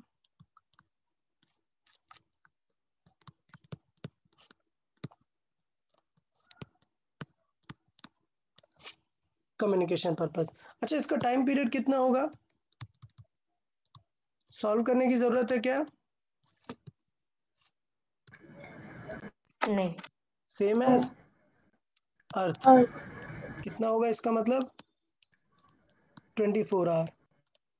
अच्छा, इसका मतलब यार जब मुझे हाइट दे देता है ये, तो हम टाइम पीरियड निकाल पाते हैं।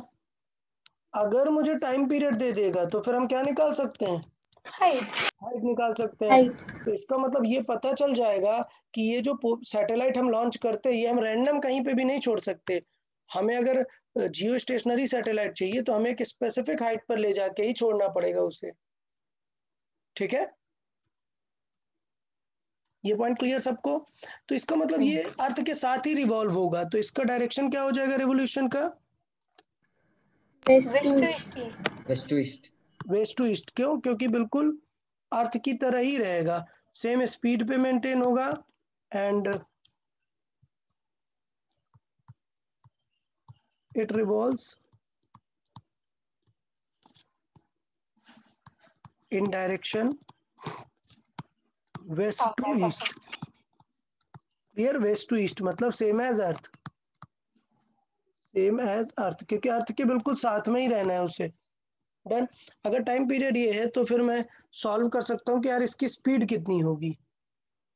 स्पीड याद है हमने बताई थी, स्पीड तो सॉल्व कर लेंगे, ऐसा कुछ नहीं है। स्पीड को टाइम पीरियड से सॉल्व करेंगे तो मैं सारे सॉल्व करके लिख देता हूँ। आपको याद रखना चाहिए क्योंकि जियो स्टेशनरी सैटेलाइट बहुत ही फेमस सैटेलाइट है, इसलिए इसकी सारी स्पीड आपको याद रखनी चाहिए। तो पहले देख लेते हैं angular speed. Angular speed, angular speed मतलब किस स्पीड से रोटेट होता है, तो रोटेशनल स्पीड होती है इसकी 7.3 इंटू 10⁻⁻⁵ रेडियन पर सेकेंड। रेडियन मतलब एंगल, पर सेकेंड कवर करेगा। अच्छा, नॉर्मल स्पीड की बात करें वो होती है किलोमीटर 3.1 किलोमीटर पर सेकेंड। क्लियर? तो ये हमने कैलकुलेट करके रखी है कि इसकी ऑर्बिटल स्पीड कितनी होनी चाहिए। ठीक, एक जियो स्टेशनरी सैटेलाइट की orbital speed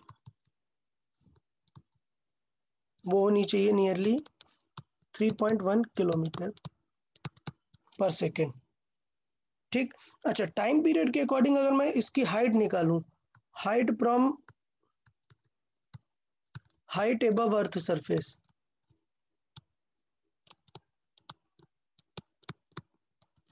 so height above अर्थ सरफेस अगर मैं कैलकुलेट करूं h, सो वो नियरली आता है 6 टाइम्स ऑफ r। समझ आया? कितनी दूर रखना पड़ता है। क्लियर? सो नियरली कितना हो जाएगा? 6400 इंटू 6। डन। कितना हो जाएगा? Nearly this much. Okay, so nearly this much होता है। रेंज जो रखी जाती है वो रखी जाती है नियरली 36,000 किलोमीटर टू 38,000। ओके, ये पूरी रेंज होती है कि कहाँ पे हम जियो स्टेशनरी सैटेलाइट को छोड़ेंगे। तो आप देख रहे हैं बहुत ही दूर रहती है। जियो स्टेशनरी सैटेलाइट बहुत ही दूर होता है, नॉर्मल सैटेलाइट जैसा नहीं होता, पोलर सैटेलाइट की तरह पास नहीं होता, इसलिए इसको बहुत टाइम लगता है। जैसे पोलर सैटेलाइट यहाँ पर है, उसने तुरंत कंप्लीट कर लिया। जियो स्टेशनरी जाके यहाँ कहीं पर है, समझ रहे हो, तब जाके वो स्लोली पूरा अर्थ के साथ में कंप्लीट करता है। बता, जियो स्टेशनरी सबको समझ आ गया यार? किसी को कोई डाउट इसमें? No okay, geostationary clear है, ठीक है। सर। हाँ, फिर ये ऐसे ही घूमता कैसे है? मतलब हम इसे स्पीड कैसे देंगे और कौन से एंगल में देंगे? Very good. एंगल बिल्कुल मैटर नहीं करता है, एंगल बिल्कुल मैटर नहीं करता है। मैटर क्या करता है कि आपने स्पीड कैसे दी, कितनी दी। तो बेसिकली लॉन्च हमें करना पड़ेगा। तो लॉन्च देख लेते हैं। लॉन्च ऐसा है कि आप एक व्हीकल लेके जाएंगे सैटेलाइट को, सैटेलाइट लॉन्चिंग व्हीकल, और वो व्हीकल पहले ऐसे लेट से अर्थ से ऊपर गया, और वो व्हीकल जिस ऑर्बिट में जाना है, लेट से आपको इस ऑर्बिट में छोड़ना है, तो वो व्हीकल पहले जाएगा, उस ऑर्बिट पे मेंटेन करेगा अपने आप को, और वो स्पीड जैसे ही मेंटेन हुई उसकी, वो उसे ड्रॉप कर देगा। तो जैसे ही ड्रॉप करेगा वो खुद सर्किल में घूमने लग जाएगा। क्लियर? मतलब फिर से समझ लेते हैं। सपोज ये अर्थ है, अर्थ से एक लॉन्चिंग व्हीकल जाएगा, लेट से लॉन्चिंग व्हीकल यहाँ तक गया, अभी फिक्स हो गया कि इसे इस ऑर्बिट पे आना है। लॉन्चिंग व्हीकल धीरे धीरे से इस ऑर्बिट पे पहुंच गया। अब लेट से मुझे इस ऑर्बिट पे चाहिए, तो इस ऑर्बिट की लेट से ऑर्बिटल स्पीड है 3 किलोमीटर पर सेकेंड। तो अब वो व्हीकल क्या करेगा, खुद की स्पीड कितनी मेंटेन करेगा, 3 किलोमीटर पर सेकेंड, और जैसे ही वो स्पीड आ गई, वो व्हीकल क्या कर देगा, ड्रॉप कर देगा उसे, और सैटेलाइट ऑटोमेटिकली उस ऑर्बिट में घूमने लग जाएगा। समझ आया? अगर ये स्पीड गलत हो गई, अगर ये स्पीड गलत हो गई, लेट से ये हाइट है कितनी, लेट से ये 3600 किलोमीटर, 36,000 किलोमीटर पर है, ठीक है, और इसने ड्रॉप करते समय इस व्हीकल की स्पीड थी लेट से 2 किलोमीटर पर सेकेंड। तो क्या ये रह पाएगा क्या इतनी हाइट पर? कितनी चाहिए उसे इस हाइट पर? अरे कितनी चाहिए उसे इस हाइट पर? ये हाइट किसकी है, जियो स्टेशनरी की है ना, 3.1। 3.1, जबकि मैंने बहुत कम दी है, तो ये सैटेलाइट क्या होगा, अर्थ की तरफ गिरना स्टार्ट हो जाएगा। अब जब गिरेगा तो कोई तो एक डिस्टेंस होगी, कोई तो एक हाइट होगी ना जिसकी ऑर्बिटल स्पीड इतनी होगी। हाँ, अगर ऐसी कोई हाइट नहीं है तो ये आके गिर जाएगा। अगर ऐसी कोई हाइट है और पहले ये पहुंच गया उस हाइट पे, तो अब उस हाइट से ही ये क्या स्टार्ट कर देगा, ऐसे सर्किल बनाना स्टार्ट कर देगा। तो चांस है कि गिर जाए, लेकिन अगर ये नहीं गिरा, मतलब अर्थ को इतना ये क्रॉस कर गया, तो अब ये ऑर्बिट मेंटेन कर लेगा ऐसे।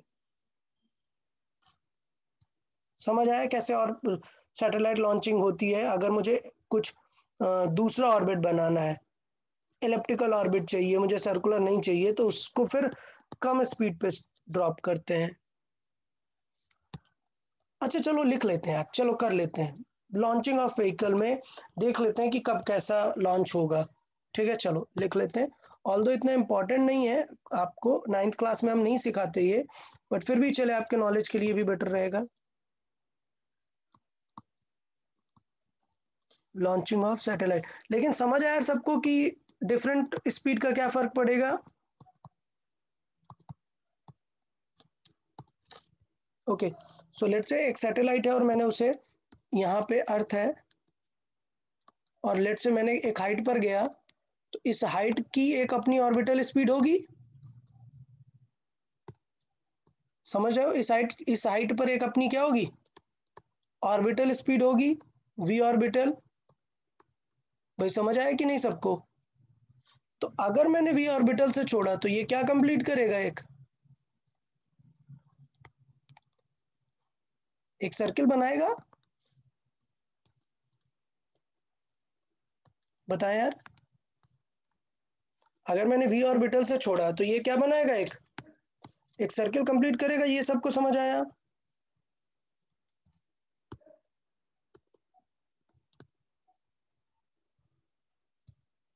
बताएं यार, ये सिचुएशन सबको समझ आ गई?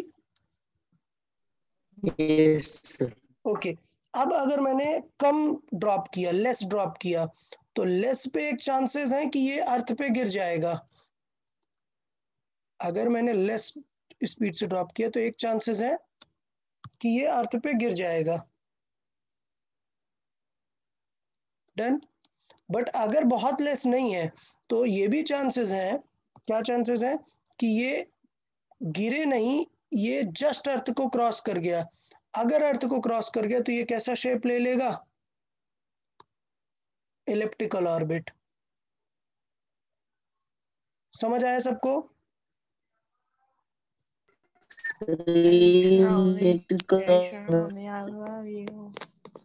ओके,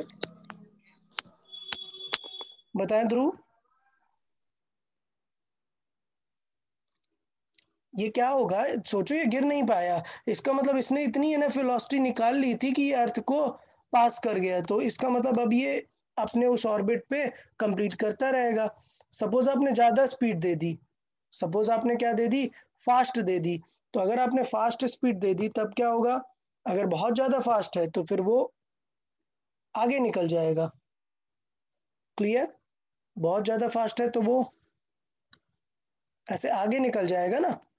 अगर आगे निकल जाएगा तो पॉसिबिलिटी है कि वो एक और बड़ा इलेप्टिकल सरफेस बनाए। समझ आया कि नहीं? ये ग्रीन वाला थोड़ा सा सर्कुलर नहीं लग रहा है, ग्रीन को सर्कल होना चाहिए, बाकी सारे दोनों इलेप्टिकल टाइप पे रहेंगे।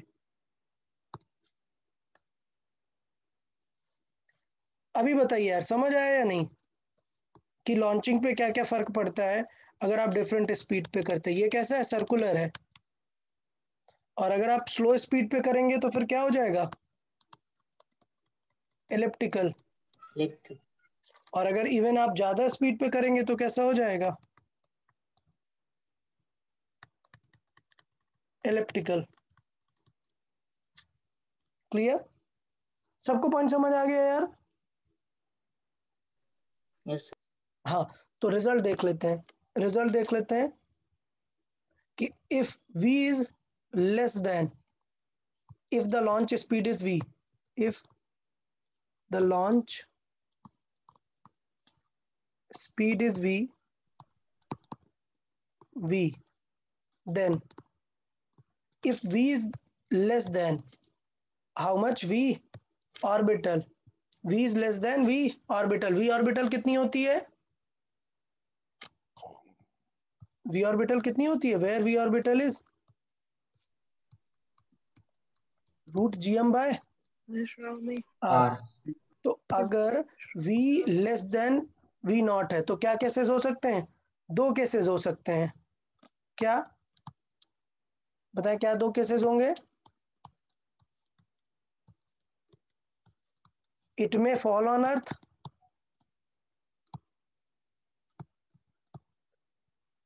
और it may take new orbit। Clear? दोनों ही केस में ऑर्बिट कैसा होगा इनका? ऑर्बिट नहीं, पाथ की बात करें, पाथ कैसा होगा? एलिप्टिकल। क्लियर? दोनों ही केस में नया भी ऑर्बिट लेगा तो कैसा पाथ बनाएगा? एलिप्टिकल। कोई डाउट किसी को इसमें, ये सिनेरियो में? no okay good. अगर v नॉट को मैच कर दे ऑर्बिटल जितनी स्पीड से, तो क्या आंसर आएगा? It will move in circular orbit. Clear? Yes, sir. Okay good. Third case देख लेते हैं। अगर आपने इसको ज्यादा स्पीड दे दी ऑर्बिटल से, सर ये एग्जाम में आएगा। नहीं ये वाला पोर्शन नहीं रहेगा, ये थ्योरेटिकल पार्ट है, ये सिर्फ आपको समझने के लिए बता रहे हैं यार, नॉलेज पॉइंट है आपका। ठीक है, एग्जाम में यहाँ तक ही आएगा। देखें, अगर आपका जो स्पीड है वो ऑर्बिटल से कम है लेकिन स्केप सॉरी ऑर्बिटल से तो ज्यादा है लेकिन स्केप वेलोसिटी से कम है। स्केप वेलोसिटी क्या होता है? वेयर वी एस्केप क्या होता है? √2gm/r। क्लियर? इससे कम Yes. है तो क्या चांसेस है? वो नया ऑर्बिट ले लेगा। कैसा ऑर्बिट ले लेगा? Elliptical. It will take new elliptical orbit. समझ आया सबको? अच्छा, अगर मैंने इसे स्केप जितना फेंक दिया तब तो बाहर निकल जाएगा ना। If v is how much? v escape, तो it will leave gravitational zone of earth.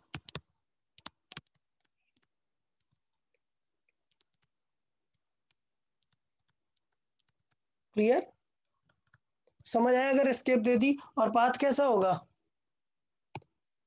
किस तरीके से स्केप करेगा बताओ? तो जब भी पाथ अगर स्केप का है तो अब इलिप्टिकल सर्कुलर तो नहीं बना सकता ना, वरना वो सर्किल कंप्लीट कर देगा। कैसा पाथ बनाएगा? दूसरा कोई नाम याद है आपको इलिप्टिकल सर्किल के अलावा? स्ट्रेट लाइन तो नहीं जाएगा। देखो, स्ट्रेट लाइन जा पाएगा क्या? नहीं, क्योंकि थोड़ा तो अभी स्टार्टिंग में अर्थ पुल करेगी ना उसे, फिर जाके कहीं जाएगा। कैसा पाथ होगा? Any guesses? कैसा पाथ होगा? कर्व। कर्व तो होगा यार, कर्व का नेम है यार, कितना फेमस नेम है। पैराबोलिक। कैसा रहेगा? Parabolic path. तो यहां तक ये थोड़ा सा लॉन्चिंग का मैंने सेटअप बता दिया आपको कि किस तरीके से रहेगा। बताओ, इसमें किसी को कोई डाउट? No sir.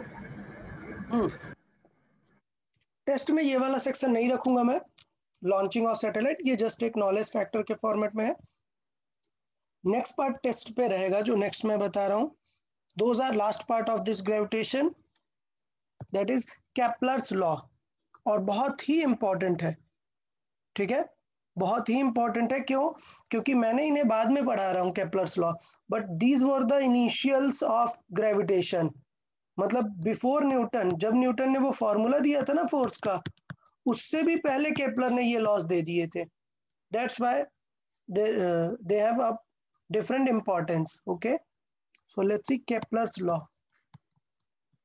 अच्छा, ये केपलर ने क्या है, प्लैनेट्स के लिए बताए थे ये सारे लॉज, तो कुछ उसमें इसको केपलर्स प्लैनेटरी लॉज भी बोलते हैं। ओके, सो केपलर्स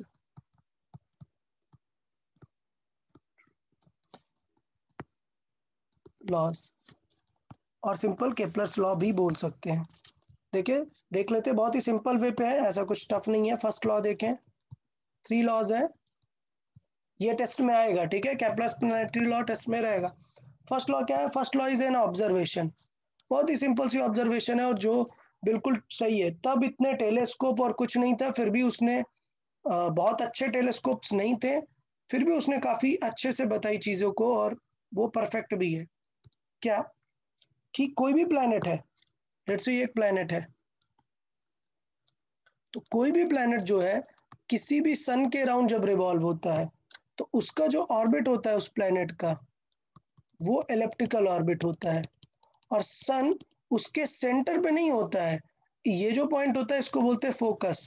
जैसे आपने देखा होगा कि एक लाइट है और यहाँ पर आप एक मिरर है, और एक यहाँ पर आप लाइट रख दो, तो लाइट इस तरीके से ऑल डायरेक्शन में रिफ्लेक्ट होगी। ठीक, so this point is called a sort of focus. तो ये जो एलिप्टिकल सरफेस है, इसका ये बीच वाला पॉइंट, इसको क्या बोलते हैं? फोकस। तो ये लेट्स से ये कोई भी सन है, वो कहाँ पर होता है? फोकस पे होता है किसी भी प्लैनेट के, ठीक है। और प्लैनेट सेम डिस्टेंस पे नहीं रहेगा, एक टाइम ऐसा आएगा जब प्लैनेट इससे फारदेस्ट होगा, और एक टाइम होगा जब प्लैनेट इससे सबसे दूर होगा। क्लियर? तो ये पास वाली पोजीशन को बोलते हैं पी, और ये दूर वाली पोजीशन को बोलते हैं ए, ठीक है। ए मतलब होता है एफिलियन पोजीशन, ए मतलब होता है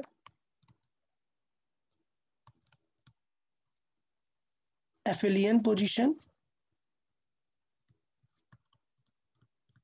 एफिलियन पोजीशन मतलब सबसे फारदेस्ट पोजीशन, और पी मतलब होता है perihelion position.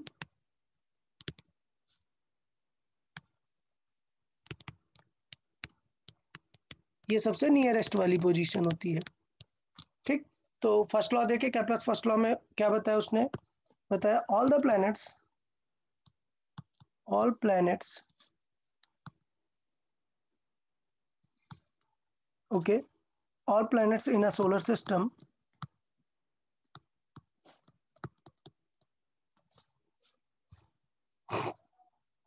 revolves around the sun, revolves around the sun in an elliptical orbit.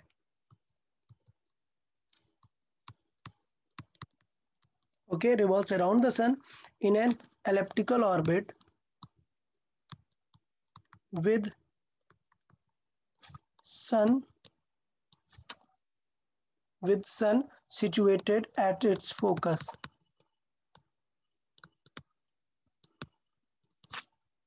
Its focus, okay, not the center.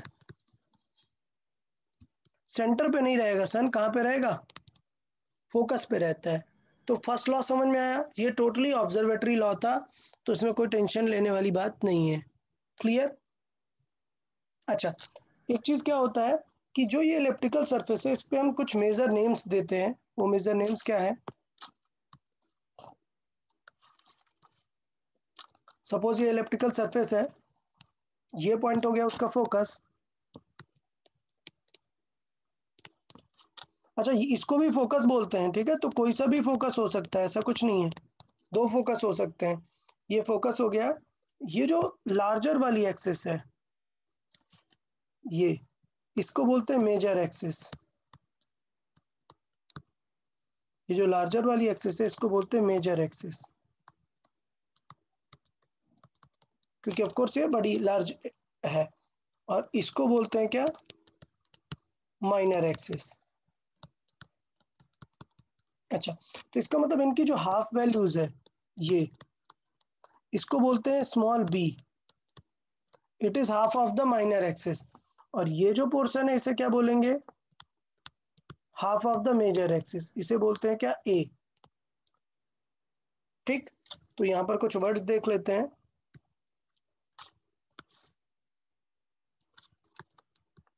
कुछ वर्ड्स,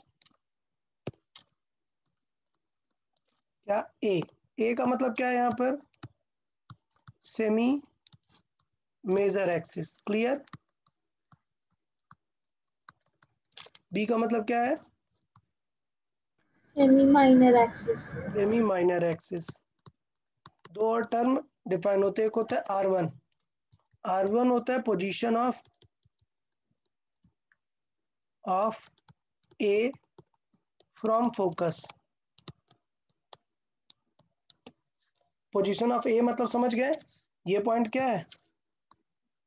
ये वाला पॉइंट ए, और ये पॉइंट बी, सॉरी पी। तो इस पोजीशन को बोलते हैं क्या? R2। और इस पोजीशन को क्या बोलते हैं? R1। समझ आया?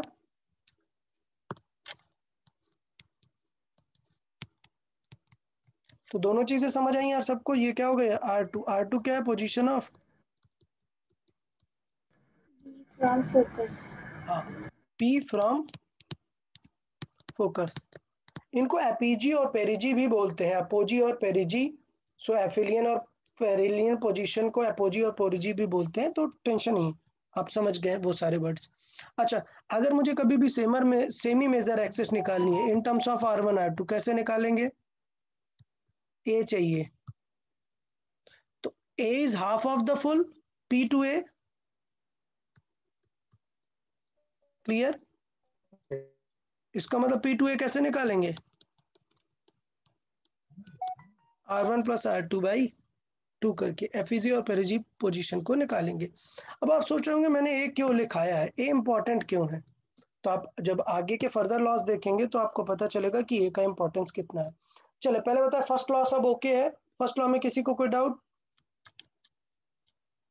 सर वो PA/2 क्या लिया? ए सेमी मेजर एक्सिस है ना, तो पी ए एक लेंथ हो गई ये, और यस ए क्या है सर, उसका? हाफ है, ठीक है। Yes sir.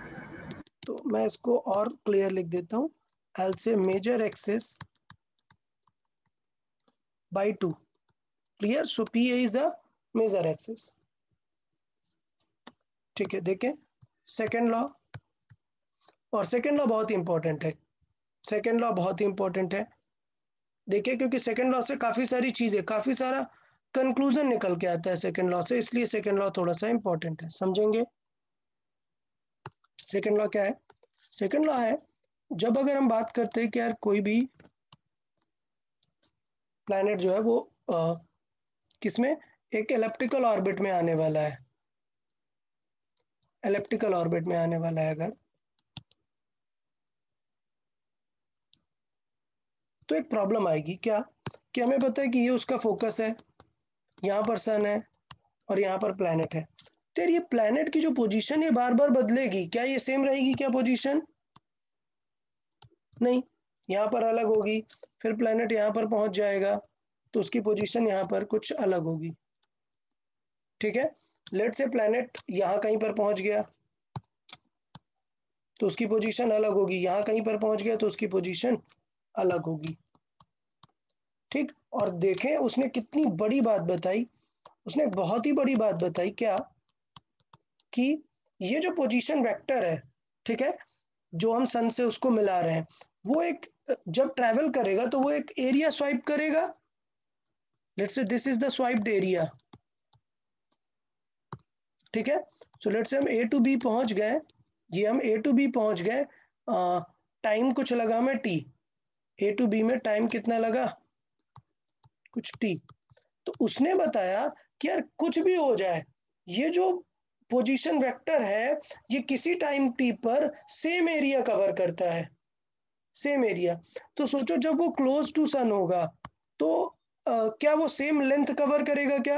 अगर वो सेम लेंथ नहीं। कवर करेगा तो एरिया सेम होगा क्या? जी नहीं, सर। उसे सेम एरिया के लिए ज्यादा लेंथ कवर करनी पड़ेगी यार।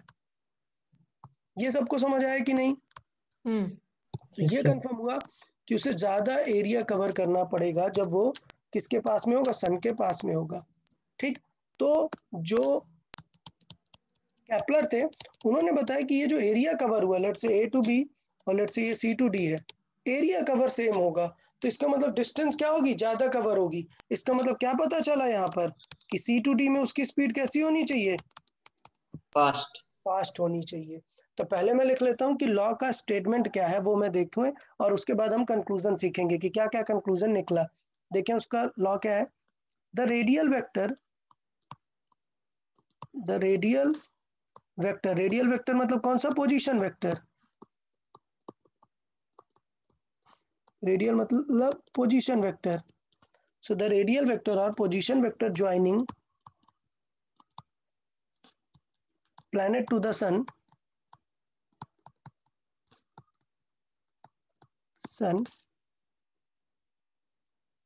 okay, sweeps equal amount of area, so it sweeps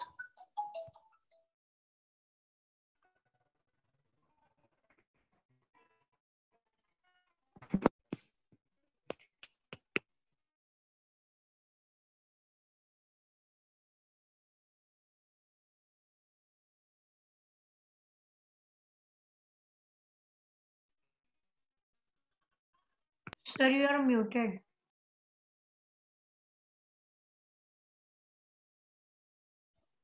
Okay, so while writing the same thing, I sometimes mute myself. Okay, वो इंटरफेरेंस नहीं रहेगा राइटिंग में. तो पॉइंट समझ में आया कि क्या हुआ.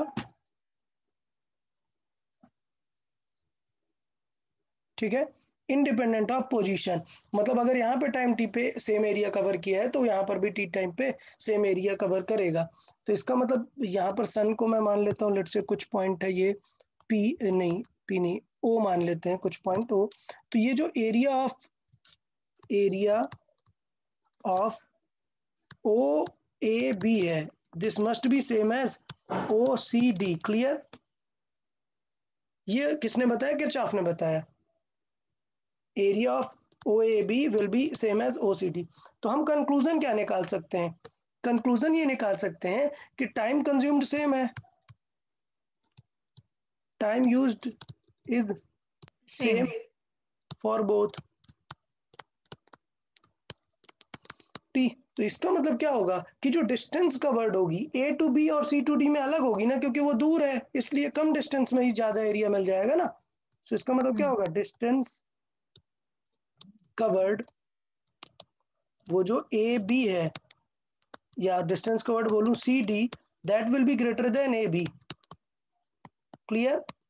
ये लाइन समझ में आई.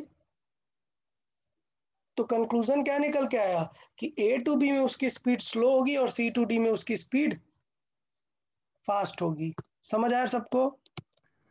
Yes, sir. Speed in section A to B is less than, or speed in section C to D will be faster than speed in section A to B. तो सेकेंड लॉ का पता है क्या conclusion निकल के आया कि यार इलिप्टिकल का सेम स्पीड नहीं होता है. समझ आया. So what is the conclusion यार.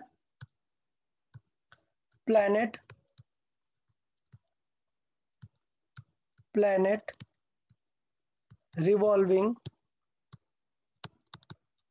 around the sun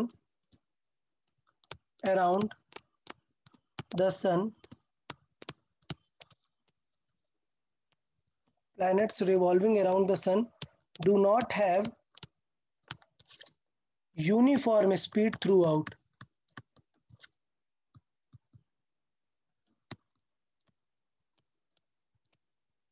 समझ आया.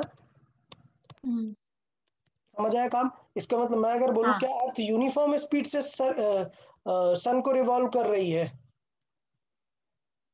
अर्थ यूनिफॉर्म स्पीड से रिवॉल्व करती है क्या सन को. No. नहीं. क्लियर. एलिप्टिकल ऑर्बिट में सन की स्पीड यूनिफॉर्म हो ही नहीं सकती है. क्लियर. अच्छा, तो फिर मैक्सिमम और मिनिमम कहां पर होती है बताएं. Speed is max eight which position.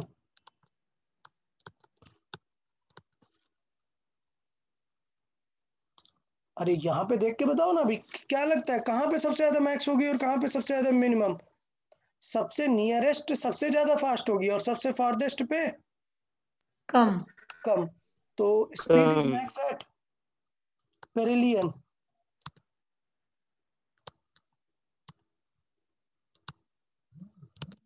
Okay, मतलब at P is max and speed is minimum at apogee. Okay, speed is minimum at apogee or aphelion position or at A, not this aphelion position. इसको कुछ और मान लेते हैं, otherwise confuse हो जाएंगे. RS मान लेते हैं. ठीक है.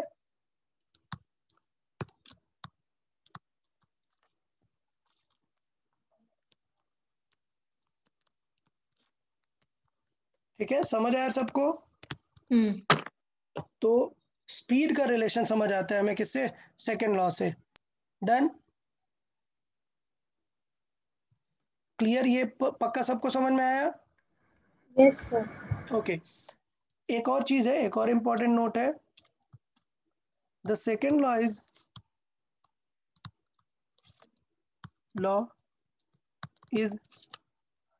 derived from conservation of angular momentum. Conservation of angular momentum मतलब क्या हुआ? देखिए, एंगुलर मोमेंटम के कंजर्वेशन से ये लॉ आया हुआ है। कैसे? देखिए, एंगुलर मोमेंटम किसी को याद है? अच्छा, नॉर्मल मोमेंटम क्या होता है? Normal MV momentum, mass into velocity. हाँ। और एंगुलर मोमेंटम क्या होता होगा? मैंने एक दो बार बताया है आप लोग को वैसे। ओमेगा से रिलेटेड है ना? हाँ, ओमेगा से भी और वी से भी रिलेट कर सकते हैं एंगुलर मोमेंटम। लेट्स सी, ये वी ए स्पीड है और ये स्पीड है V P, speed at point P. इन दोनों पॉइंट की डिस्टेंस कितनी है? इसकी डिस्टेंस है r2 और इसकी डिस्टेंस है r1। जो एंगुलर मोमेंटम होता है, एंगुलर मोमेंटम, वो नॉर्मल मोमेंटम में r का मल्टीप्लाई कर देते हैं। तो एंगुलर मोमेंटम क्या हो जाता है? mv MPR। r। तो एंगुलर मोमेंटम कंजर्वेशन का मतलब ये होता है कि एंगुलर मोमेंटम को L से रिप्रेजेंट करते हैं। किससे? L से। एंगुलर मोमेंटम आपका L से रिप्रेजेंट होगा। इसका मतलब L at A must be equal to L at P। क्लियर? तो इसका मतलब क्या हो जाएगा? mv at A r1 must match mv at P into r2। तो m कैंसिल आउट हुआ। ये आपको एग्जैक्ट वैल्यू बता देगा कि कितना टाइम से स्पीड ज्यादा होगा। समझ आया?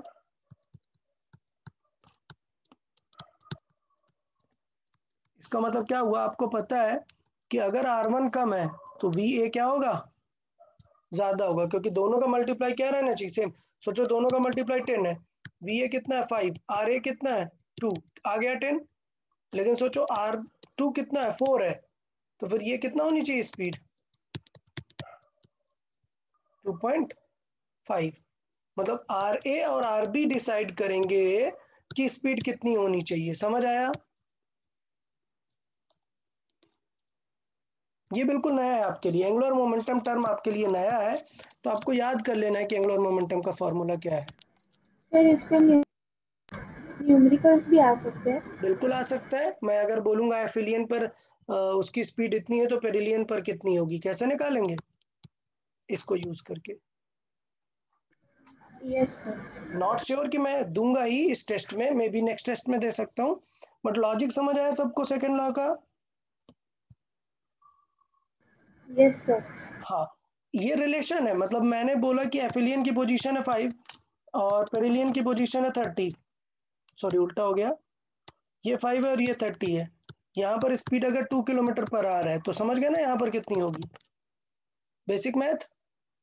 18 हाँ, नहीं, मतलब सॉल्व करेंगे ना, 60/5 करेंगे, 12 होगी। ठीक है। Yes sir. Hmm, speed minus में हो सकती है। क्या माइनस में क्यों होगा यार? कुछ भी नेगेटिव की कोई बात ही नहीं है ना यहाँ पे, जस्ट सॉल्विंग का पॉइंट है। ओके, चले कोई बात नहीं। लास्ट पॉइंट, थर्ड लॉ देख लेते हैं। थर्ड लॉ बहुत ही सिंपल है, कुछ नहीं। उन्होंने वो रिजल्ट बताया, याद है? हमने सैटेलाइट में रिजल्ट निकाला था, that T square is proportional to R cube. Yes हाँ सर। ये हमने सैटेलाइट्स के बाद निकाला था, सारी स्टडी के बाद, जब हमें ग्रेविटेशन फोर्स पता चल गया था, सेंट्रीफ्यूगल पता चल गया था। ठीक है, लेकिन केपलर ने नियरली 13 ईयर्स वेट किया, सारे प्लैनेट को ऑब्जर्व किया कि ये प्लैनेट दोबारा कब यहाँ पर आया, ये प्लैनेट दोबारा कब यहाँ पर आया, और उनसे उनका टाइम पीरियड चेक किया, और टाइम पीरियड से एक रिलेशन निकाला which was exact correct as per the current situation. उसने क्या बताया? वर्ड्स में मैं लिख देता हूँ, the square of time period of any planet, period of any planet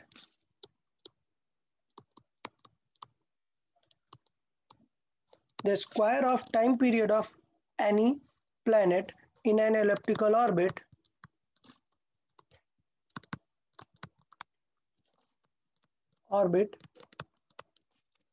is proportional to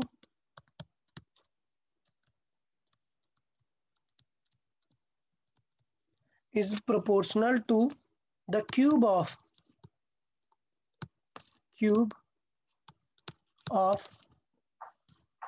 semi major axis.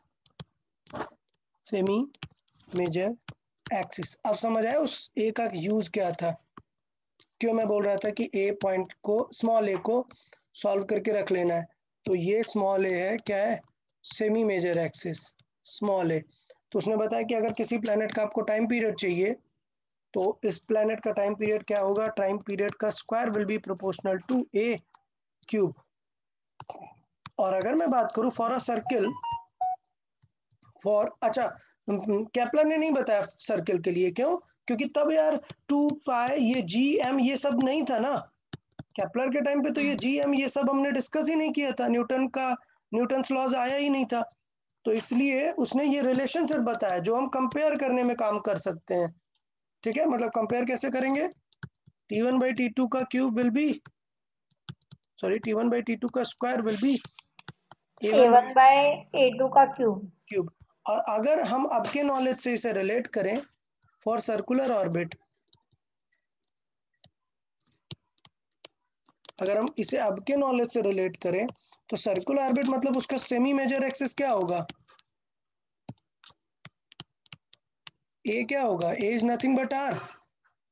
Clear. अगर सर्कुलर ऑर्बिट है तो सेमी मेजर एक्सिस की कोई कॉन्सेप्ट ही नहीं है, वो तो आर ही रहेगा ना. तो इसका मतलब क्या, हमेशा P proportional to R cube हुआ ना. और यही तो हमने देखा था ना सैटेलाइट में टाइम पीरियड में. ठीक है, तो इस तरीके से जो है इस पे भी क्वेश्चंस आएंगे, थर्ड लॉ पे भी क्वेश्चंस बन सकते हैं. समझ आया सबको. यस सर, लेकिन Yes, उन्होंने sir. वो ऑब्जर्व कैसे किया कि वो फिर से उसी यही तो पोजीशन पॉइंट पे आ थी, गए? टेलीस्कोप को यूज करके पूरे ईयर्स वेट किया. जैसे अर्थ का टाइम पीरियड कितना होता है, 1 ईयर. मार्स का मार्स का नहीं पता. 3 पॉइंट समथिंग ईयर्स, ऐसे करके 2-3 प्लैनेट को ऑब्जर्व किया और उन्होंने कैलकुलेशन की. उन्होंने कुछ प्रूव नहीं दिया, इनके कोई भी प्रूव नहीं है, ये सिर्फ क्या है, उनके ऑब्जर्वेशन एक्सपेरिमेंटल बेसिस पर है. एक्सपेरिमेंटल बेसिस पे डेटा दिया और एग्जैक्ट करेक्ट डेटा था. That's why we study them now. क्या यार उन्होंने इतनी पहले इतनी अच्छी बात बता दी थी.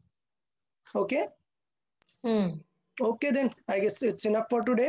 और ग्रेविटेशन हमारा कंप्लीट होता है. या अच्छे से प्रैक्टिस करें टेस्ट के लिए. ओके हाँ सर, उसमें टारगेट अभी मैंने पेपर सेट नहीं किया so don't know, but of course 75% plus is always good, means more than by. Good it is.